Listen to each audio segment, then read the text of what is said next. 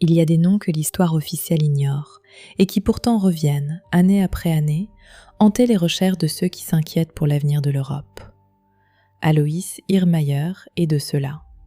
Un homme simple, un artisan de la terre bavaroise, dont les visions continuent d'être relues, commentées, décortiquées, près de 70 ans après sa mort.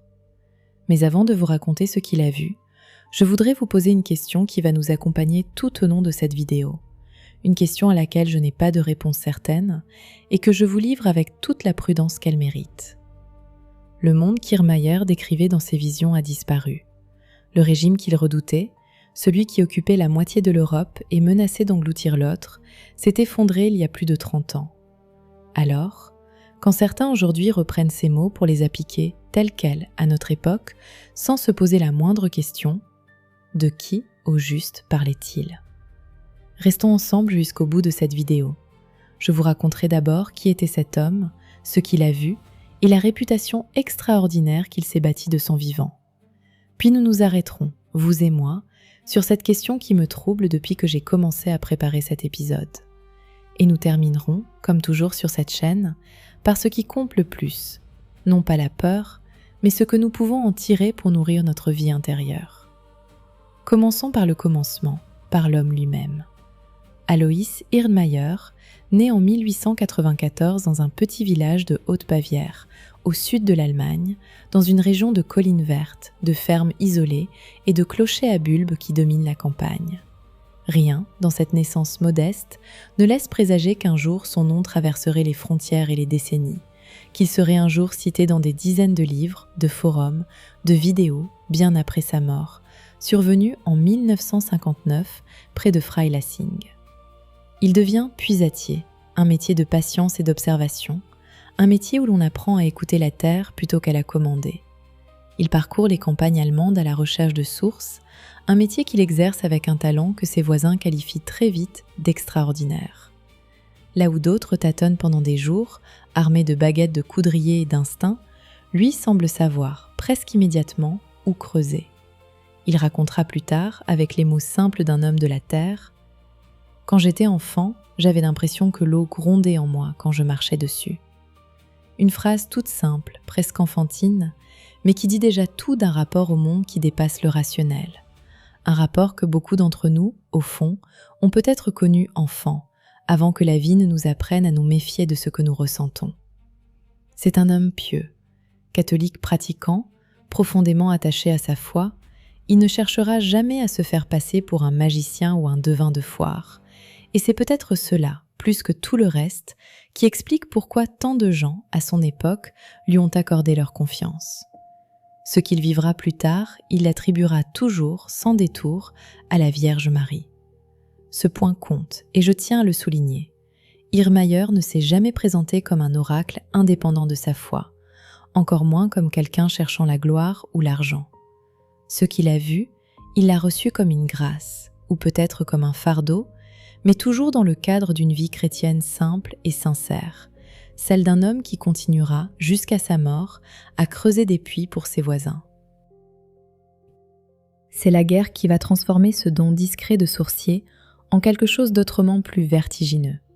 En 1915, jeune soldat, Irrmayer se retrouve sur le front de l'Est, dans la tourmente de la Première Guerre mondiale, loin de ses collines bavaroises, au milieu de la boue, du froid et du fracas de l'artillerie.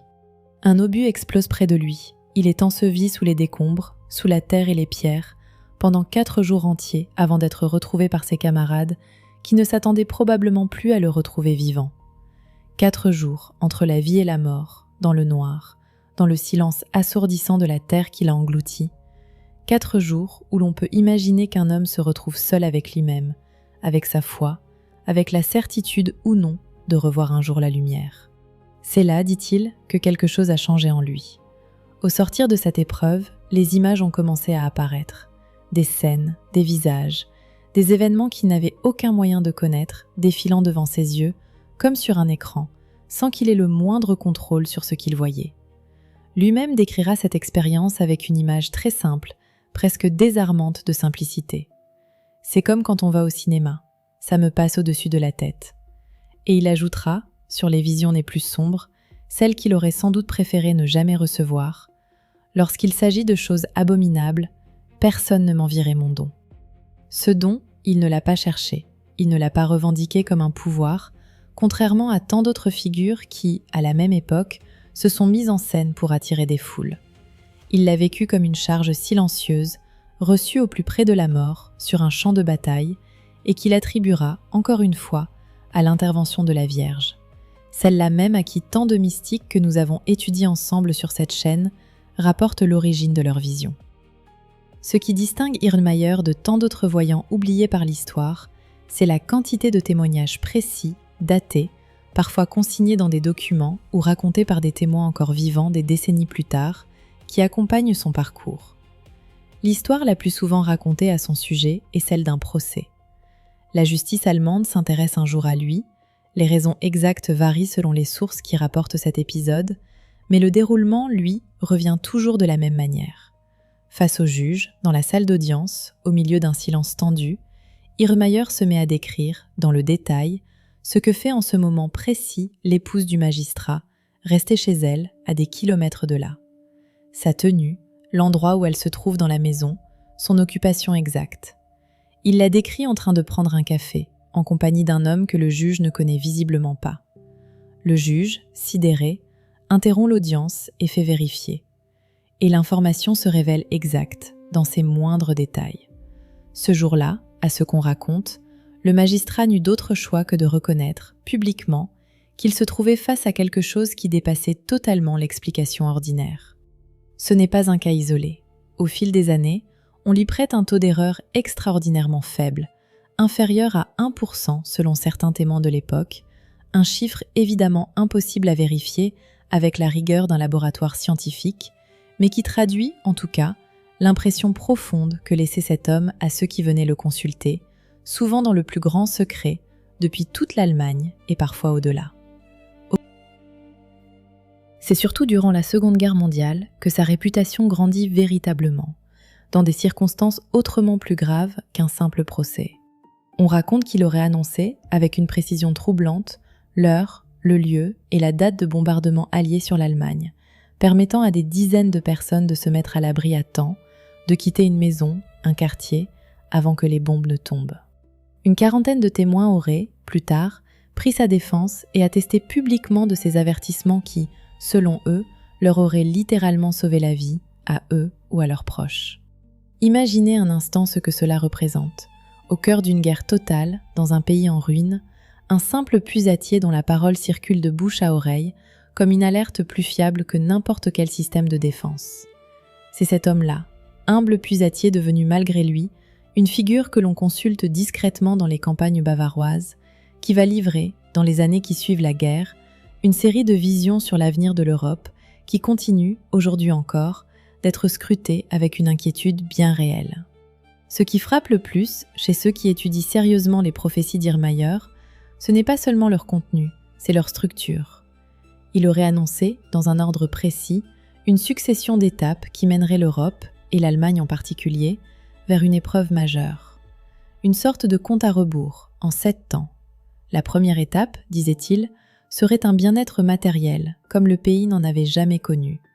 Une prospérité inédite, générale, presque insolente.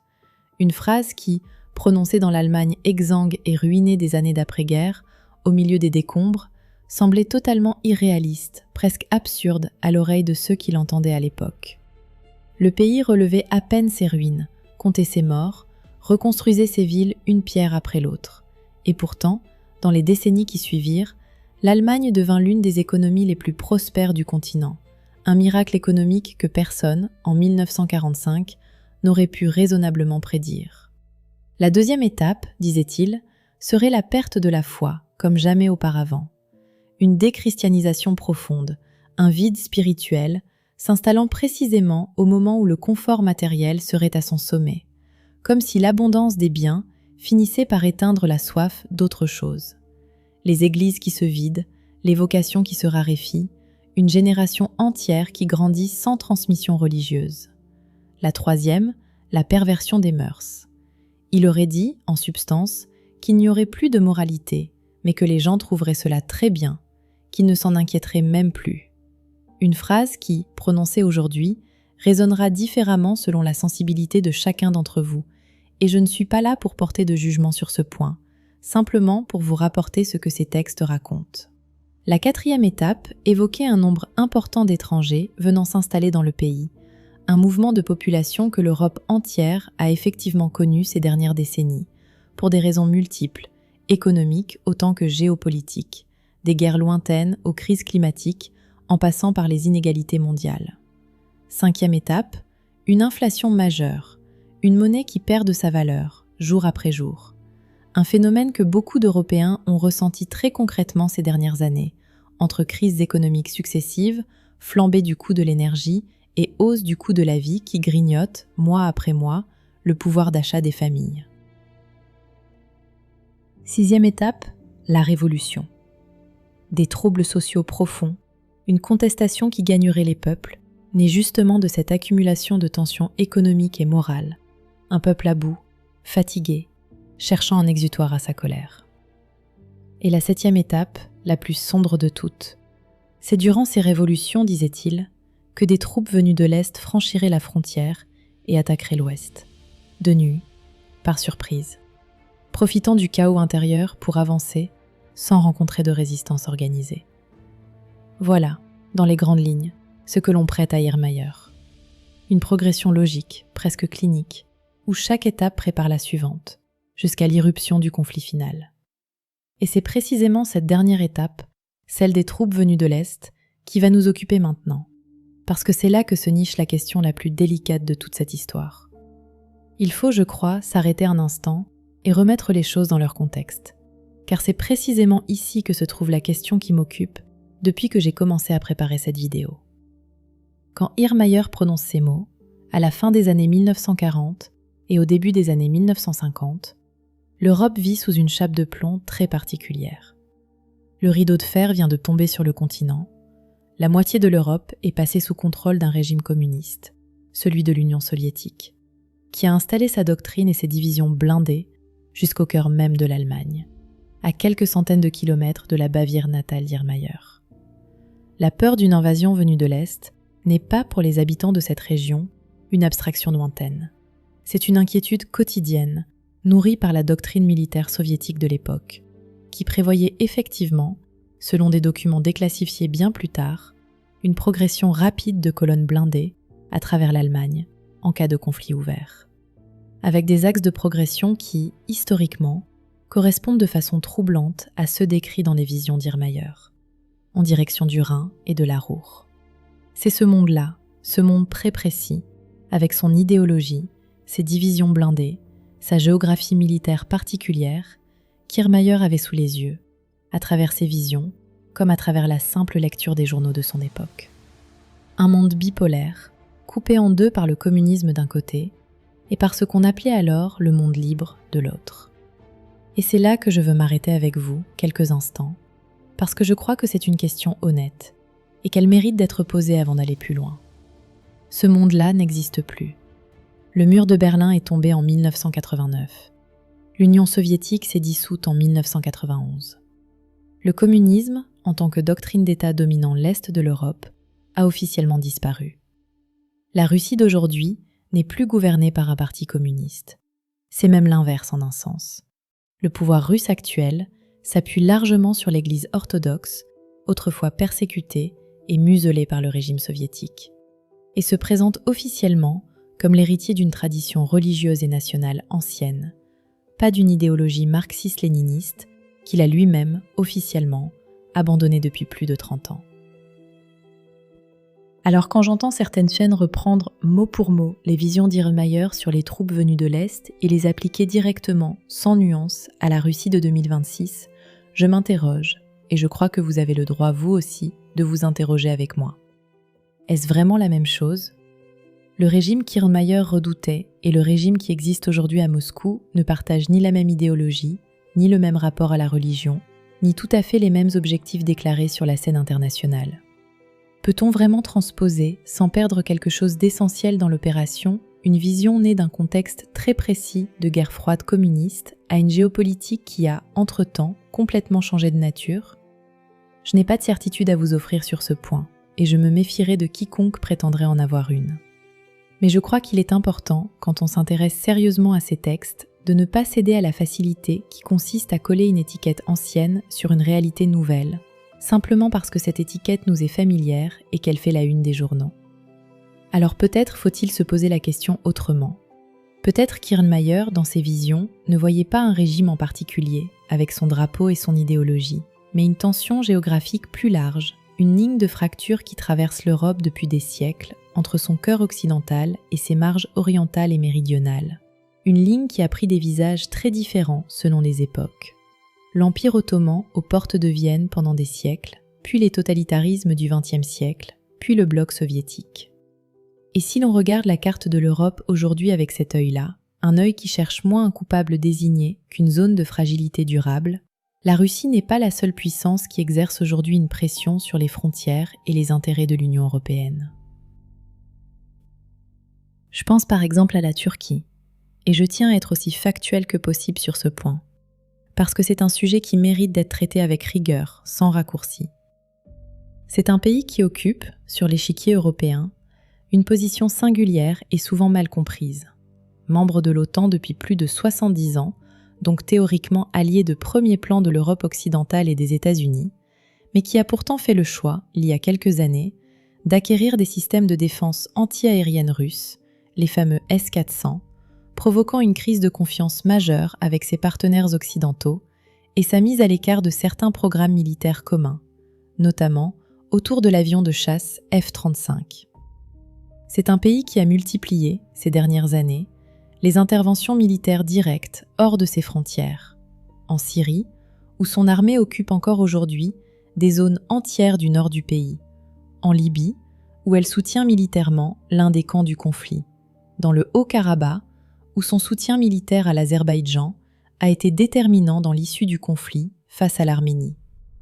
C'est un pays qui est engagé, avec plusieurs États membres de l'Union européenne, dans un différend tendu et récurrent autour des gisements de gaz de Méditerranée orientale, une zone où les incidents entre navires militaires grecs, chypriotes et turcs ne sont hélas pas rares, et où la France elle-même s'est retrouvée impliquée diplomatiquement à plusieurs reprises aux côtés de la Grèce. C'est enfin un pays qui a démontré, en 2016, puis à nouveau plus récemment, sa capacité à exercer une pression considérable sur l'Union européenne tout entière en jouant sur les flux migratoires à ses frontières, un levier diplomatique qu'aucun autre acteur régional ne maîtrise avec autant d'efficacité. Je ne dis pas que c'est la clé de lecture définitive des prophéties d'Irrmeier. Je ne dis pas non plus que ce n'est pas la Russie, ou que la Russie ne représente aucune tension réelle. Ce serait tout aussi malhonnête intellectuellement. Je dis simplement qu'à mes yeux, la prudence commande de ne pas figer une vision vieille de plus de 70 ans sur un seul nom, un seul drapeau, alors que la carte des tensions autour de l'Europe s'est, depuis, considérablement redessinée, avec de nouveaux acteurs, de nouvelles alliances, de nouvelles lignes de fracture qui ne suivent plus exactement les mêmes frontières qu'au temps du rideau de fer. Peut-être que le danger qu'Irrmeier pressentait n'a pas un seul visage. Peut-être qu'il faut simplement rester attentif à ce qui se joue, sur plusieurs fronts à la fois, aux marges orientales et méridionales de notre continent, sans se précipiter sur une explication unique et confortable, celle qui nous permettrait de désigner un ennemi bien identifié et de nous rassurer à bon compte. Gardons cette question ouverte, et revenons maintenant au cœur des visions elles-mêmes, celles qui décrivent, dans le détail, ce que serait, selon Irrmeier, ce conflit à venir. Selon les textes qui nous sont parvenus, transmis et recopiés au fil des décennies, l'étincelle initiale ne viendrait pas d'Europe, mais du Moyen-Orient. Une guerre y éclaterait soudainement, opposant des puissances régionales sans que grand monde ne l'ait vu venir à l'avance, une guerre qui prendrait tout le monde de court par sa rapidité. Une phrase qui, quand on regarde la situation actuelle entre Israël et l'Iran, ou plus largement les tensions qui traversent cette région depuis des années, prend un relief particulier, même s'il faut, encore une fois, rester d'une extrême prudence. Pour l'instant, rien de tel ne s'est produit à l'échelle annoncée, mais c'est une zone que beaucoup d'observateurs continuent de surveiller avec la plus grande attention, jour après jour.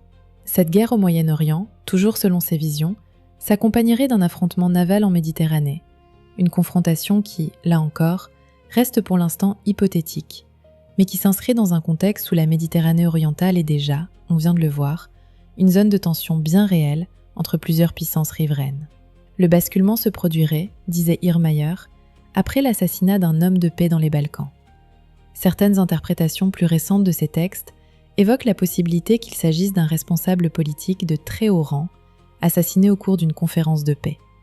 La nuit suivant cet assassinat, des colonnes blindées venues de l'Est franchiraient la frontière et déferleraient sur l'Europe, en 3 axes de progression rapide, sans jamais s'arrêter, fonçant en direction de la vallée du Rhin et du bassin industriel de la Ruhr, avec ses hauts fourneaux et ses cheminées.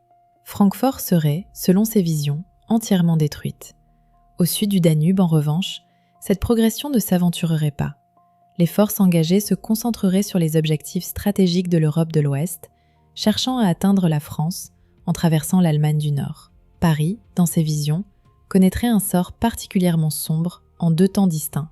D'abord des émeutes, des troubles internes d'une violence rare qui mettraient la capitale à feu et à sang, bien avant l'arrivée de toute armée étrangère. Puis, dans un second temps seulement, une frappe directe qui achèverait sa destruction. En Italie, les textes évoquent une guerre de religion d'une violence inouïe, au point que le pape serait contraint de fuir le Vatican dans des conditions dramatiques que je ne détaillerai pas ici, tant elles sont éprouvantes. Et puis il y a cette image, revenue si souvent dans les commentaires qui entourent Irrmayer, presque devenue le symbole de ses visions, celle d'une arme d'une puissance jamais vue, larguée près des côtes anglaises, provoquant un raz-de-marée dévastateur qui submergerait le sud de l'Angleterre jusqu'aux premières collines, avant de venir frapper à son tour le nord de la France, la Belgique, les Pays-Bas et certains pays scandinaves, des vagues d'une hauteur que l'imagination a peine à se représenter. Ce conflit, selon Irrmayer, serait d'une brutalité extrême, mais relativement court, de l'ordre de 3 à 4 mois seulement. Il serait marqué, à un moment donné, par 3 jours de ténèbres, une période où l'air extérieur deviendrait irrespirable, empoisonné, peut-être en raison même des armes employées durant ce conflit. Irrmayer donnait à ce sujet des conseils d'une grande simplicité, presque désarmants dans leur sobriété. Garder un cierge béni chez soi, prier sans relâche, ne surtout pas sortir ni respirer l'air extérieur durant ces 3 jours, quelle que soit la tentation de vérifier ce qui se passe dehors. Face à cette avancée, une riposte se mettrait en place, depuis une base militaire en Afrique, avec des moyens aériens sans pilote déployés en très grand nombre, jusqu'à créer une ligne de démarcation traversant l'Allemagne d'est en ouest, de Prague jusqu'à la mer du Nord. Le sol, dans cette zone, resterait durablement pollué sur plusieurs mètres de profondeur. Mais ce conflit, aussi terrible soit-il, se terminerait, selon Irrmayer, par la défaite des forces venues de l'Est, quelles qu'elles soient. Je ne vous cache pas qu'en préparant cette vidéo, j'ai relu ces lignes en gardant un œil sur l'actualité récente, et certains échos m'ont interpellé, sans pour autant me faire perdre ma prudence habituelle, celle que j'essaie toujours de garder avec vous sur cette chaîne.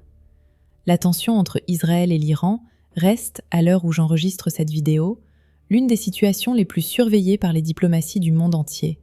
Une paix fragile qui pourrait basculer à tout moment, au gré d'un incident, d'une frappe, d'une provocation. La guerre en Ukraine, même si elle ne correspond pas exactement, dans sa forme actuelle, à ce que décrivait Irrmayer, maintient un climat de mobilisation et de tension en Europe de l'Est qu'on n'avait plus connu depuis des décennies entières. Et la situation politique en France elle-même, marquée ces derniers mois par une instabilité institutionnelle que plusieurs commentateurs ont qualifiée d'inédite depuis la fondation de la Ve République, s'inscrit, qu'on le veuille ou non, dans cette même trame de fragilité que décrivait Irrmayer avant l'arrivée de ce qu'il appelait la Révolution.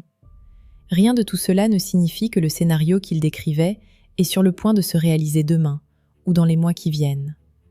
Je le redis avec la plus grande clarté, parce que c'est important. Personne, pas même les meilleurs experts en géopolitique, avec toutes leurs données et leurs analyses, ne peut prédire avec certitude l'avenir.